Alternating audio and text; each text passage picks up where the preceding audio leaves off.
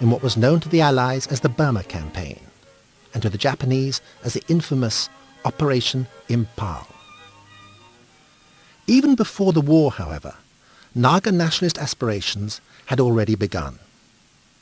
The Naga Club, a group formed from prominent Naga leaders drawn from those who had returned from France and had served in the British Army during World War I, submitted a political memorandum to the Simon Commission in January 1929 with 20 signatories and demanded exclusion of the Naga from the so-called Reformed Scheme of India.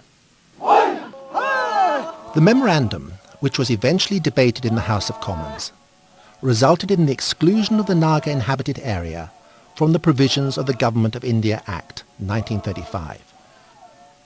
Nagaland was made an excluded area. The administration of the Naga Hills was left to the discretion of the Governor of Assam, whose main objective was simply to protect the Nagas from economic exploitation.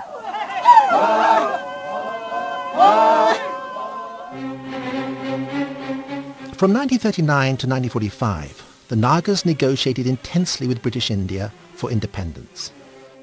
With their roots in the Naga Club, the nationalists under the leadership of Mr. T. Alibi Imti and Gami Zapu Fizo, T. Sakri and others, formed a political group in February 1946, the Naga National Council, with the aim of uniting all Naga tribes under one political umbrella. Prior to 1947, the Naga National Council announced to both India and Britain that it would form a sovereign democratic republic called Nagaland. In June 1947, the Governor of Assam, Sir Akbar Haidari, negotiated with the NNC on behalf of the Indian Constituent Assembly and signed a 9-point agreement with it. The last point of the agreement was the most controversial.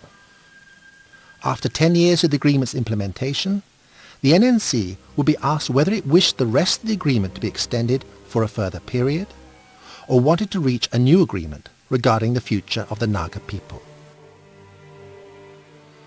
However, on the very same evening of signing the agreement, Sir Akbar Haidari warned the Naga leaders that if the Naga Hills district refused to join the Union, India would use force against them. Despite this warning, the NNC wasted no time in defying the Government of India.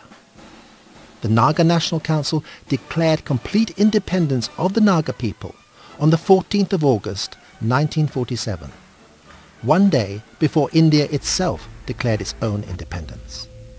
Then, at the end of 1948, Sir Akbar died of a massive stroke, and with him also died the Naga's agreement that he had negotiated.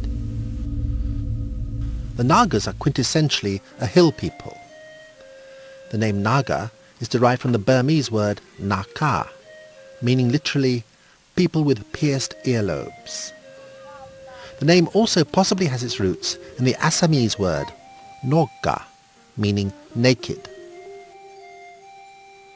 Today the Naga number over 3 million people, and they are widely dispersed throughout the Indian states of Nagaland, Arunachal Pradesh, Manipur, Assam, and parts of Burma too. Nagaland has always been a country of tribal democracies, quite free from the domination of a single person, such as a king or prince or dictator, and in all there are more than 30 tribes.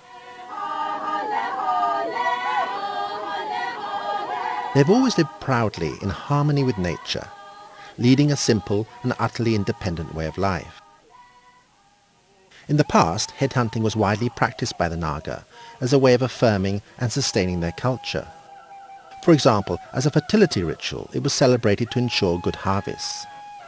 Spiritually, it was used to protect the community from evil spirits. And in warfare, it celebrated bravery and conferred honor on warriors. It also affirmed social bonds, helping to define people's social status in the overall tribal hierarchy, and to legitimize the positions of those in authority. Historically, before the arrival of the British, the Naga homeland never had any connection at all with either India or Burma. The first British contact with the Nagas was in 1832 in the Ngami country, where the Ngami resisted, fearing conquest.